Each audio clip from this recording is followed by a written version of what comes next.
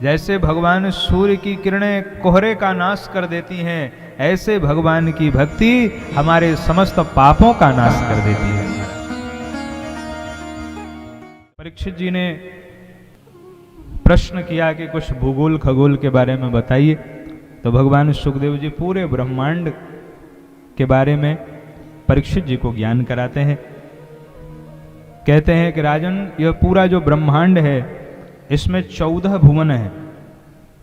जो नीचे के लोग हैं उनका नाम है अतल, वितल, सुतल, तलातल, रसातल, महातल और पाताल। और जो ऊपर के लोग हैं पृथ्वी लोक, भूलोक, भू भुवः, स्वः, मह, जन, तप और सत्य लोक। 14 भुवनात्मक यह पूरा ब्रह्मांड है, जिसका विस्तार है 50 करोड़ योजन का। 50 करोड़ योजन का पूरा यह विस्तार है। कभी कभी हम सोचते हैं अगर ब्रह्मांड के परिप्रेक्ष्य में हम अपनी कल्पना करें तो हम कुछ भी नहीं है। विराट स्वरूप परमात्मा का देखने के बाद सबका अभिमान शून्य हो जाता है। इतना बड़ा ब्रह्मांड है, कितना बड़ा ब्रह्मांड है बताओ। इस ब्रह्मांड में ऐसी ऐसी न जाने कितनी पृथ्वियां हैं, करोड़ों ब्रह्मांड, और ऐसे करोड़ों ब्रह्मांड भगवान के एक रोए में लटक रहे हैं। उस करोड़ों ब्रह्मांड के एक ब्रह्मांड और उस एक ब्रह्मांड के एक यूनिवर्स में अनेक ग्रहों के मध्य एक पृथ्वी ग्रह में, अनेक देशों के मध्य एक भारत देश में, और भारत देश के भी एक छोटी सी जगह में हम लोग रहते हैं। केवल ये परमात्मा की कृपा है, हमको कभी अभिमान नहीं करना चाहिए। तो ये 50 करोड़ योजन का विस्तार है, 7 द्वीप हैं, 7 समुद्र हैं, और पृथ्वी से 99,000 योजन दूर दक्षिण में नरकों की व्यवस्था है। कुछ लोग कहते हैं गुरुजी नरक सही में होते हैं कि झूठ में होते हैं। अच्छा एक बात बताइए, कोई व्यक्ति अगर अपराध करता है तो सरकार उसको जेल में डालती है कि नहीं? सरकार की व्यवस्था है कि नहीं? तो जेल सही में होता है कि झूठ में होता है? जेल तो सही में होता है ना। तो जब भारत सरकार के यहाँ व्यवस्था है कि अपराध करने वाले को जेल में डाल दिया जाता है, तो जो सारे जगत का मालिक है क्या उसके यहाँ व्यवस्था नहीं होगी? बिल्कुल होगी। इसलिए स्वर्ग नरक कोई कल्पना नहीं है, ये यथार्थ है। और जो व्यक्ति गलत काम करते हैं उनको नरक में जाना पड़ता है, उनको जो है नरक में जाकर के उस पाप कर्म का भोग करना पड़ता है।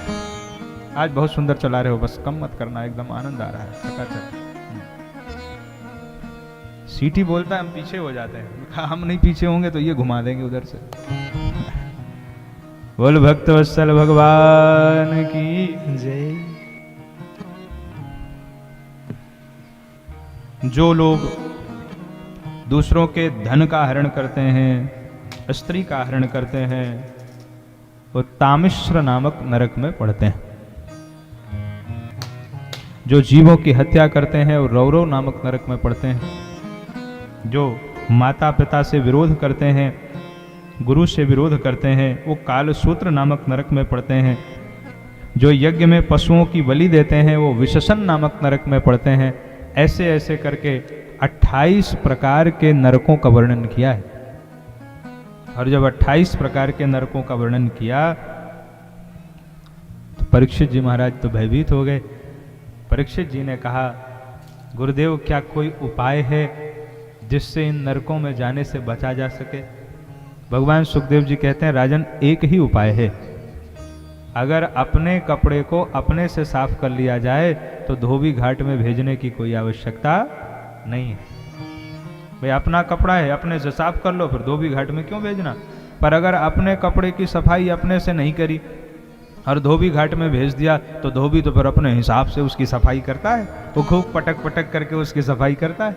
तो यदि भक्ति के साबुन से अपने मन के मैल को हम धो लें तो फिर हम नरक जाने से बच सकते हैं, नरक जाने की कोई आवश्यकता नहीं है। केचित केवलया भक्त्या वासुदेव परायणाः अघम धुन्वन्ति कार्षेण निहारमिव भास्करः। जैसे भगवान सूर्य की किरणें कोहरे का नाश कर देती हैं, ऐसे भगवान की भक्ति हमारे समस्त पापों का नाश कर देती है। तो भक्ति के साबुन से ही हम अपने मन के मैल को छुड़ा सकते हैं और पाप कर्मों से बच सकते हैं। बोले महाराज कोई उदाहरण हो, क्या किसी का उद्धार हुआ है ऐसे भक्ति करने से? किसी का उद्धार हुआ हो तो आप वह कथा हमें कृपा करके सुनाइए। तो भगवान सुखदेव जी ने अजामिल का उपाख्यान सुनाया। अजामिल नाम के एक ब्राह्मण थे। एक बार उन्होंने एक वेश्या को रति करते हुए देख लिया। उनके मन में वासना आ गई, गलत दृश्य मत देखो, क्योंकि जितनी आसानी से ये वासना आंखों के रास्ते हमारे हृदय में जाती है, उतनी आसानी से और किसी इंद्रियों के द्वारा वासना हृदय में नहीं जा सकती। एक बार को सुना हुआ कम प्रभाव डालता है, पर देखा हुआ बहुत ज्यादा प्रभाव डालता है। इसलिए वेद भगवान कहते हैं भद्रम पश्चिमाक्ष, अच्छा देखो, अच्छा सुनो। आजकल की स्थिति जब हम देखते हैं, पहले तो कोई साधन नहीं था बिगड़ने का, एक बुरा दृश्य व्यक्ति देखता था तो बिगड़ जाता था, और आज तो इतने साधन हैं, इतने साधन हैं, व्यक्ति जो है अपने मन को कैसे बचावे। इसलिए एकमात्र उपाय है वासना से बचने का कि श्री हरि की चरण शरण को ग्रहण करे रहें, तभी हम वासना से बच सकते हैं। तो अजामिल की कथा सुनाई। अजामिल जो है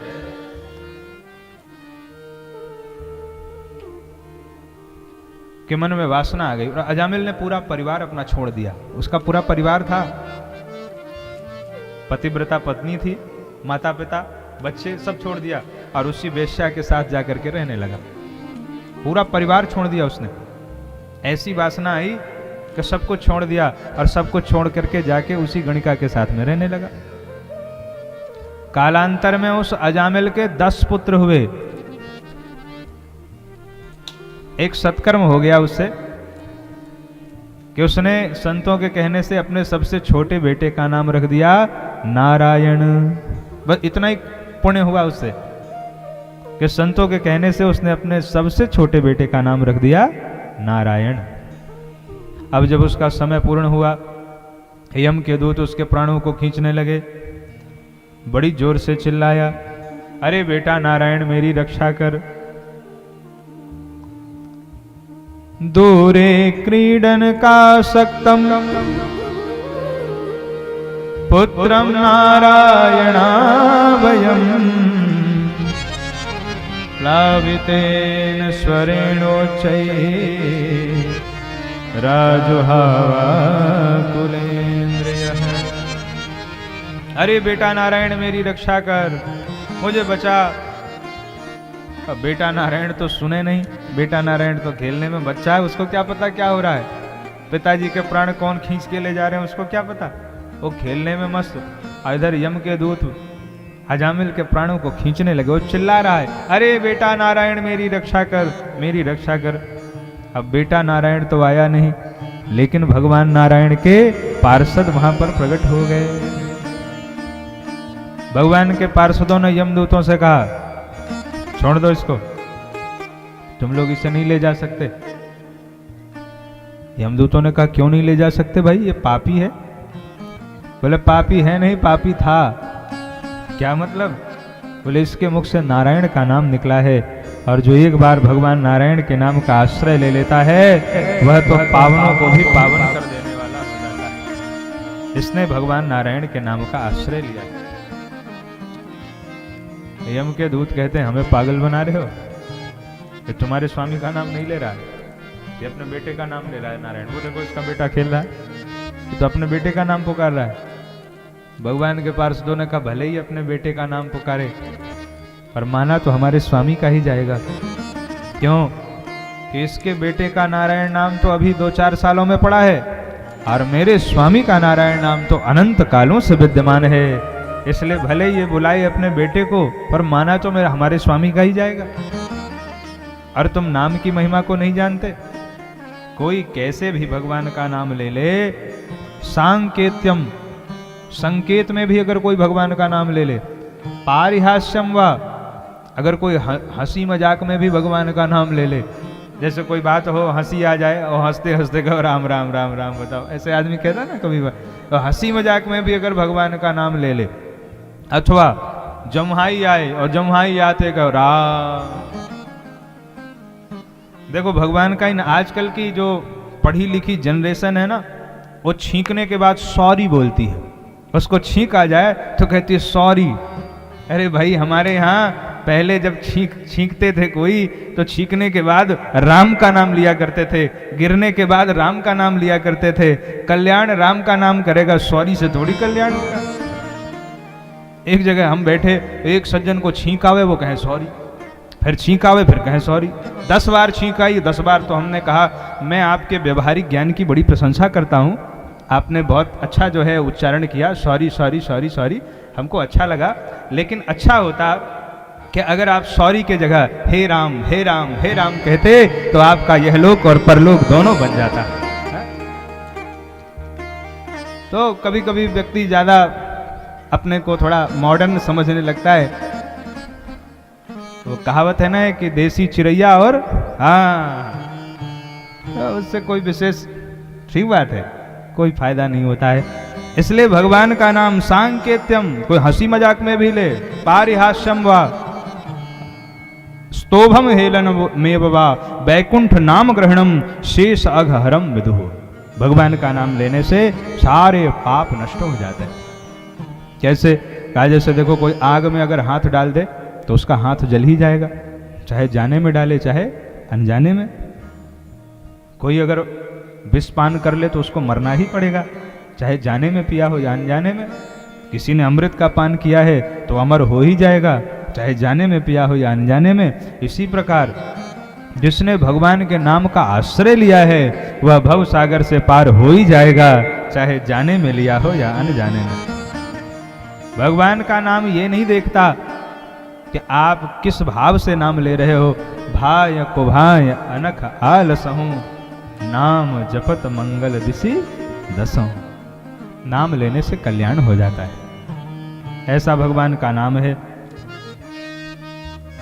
भगवान के पार्षदों ने यमदूतों को खूब पिटाई करी और भगा दिया वहां से।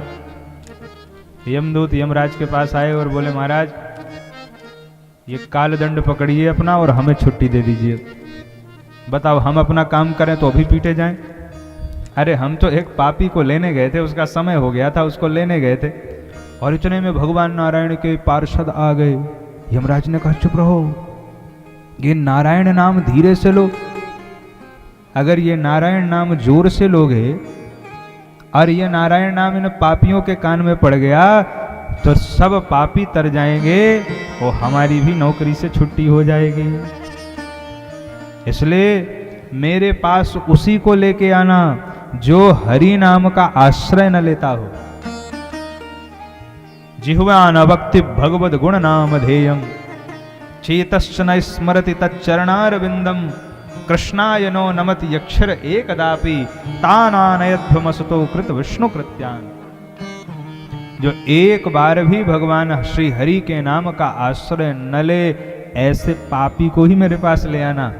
पर जो भगवान का नाम लेने वाले भक्त हैं, ऐसे भक्तों को कभी भी मेरे पास लेकर के मत आना। ये यमराज ने ये बात कही है कि भगवान यमराज कह रहे हैं कि मेरे पास उसी को ले आना। किसको? बोले जो पापी हो, जो भगवान का नाम न लेता हो। पर जो किसी भी बहाने भगवान का नाम ले ले, उसको भूल करके भी मेरे पास मत ले आना। भगवान के नाम की बड़ी महिमा है।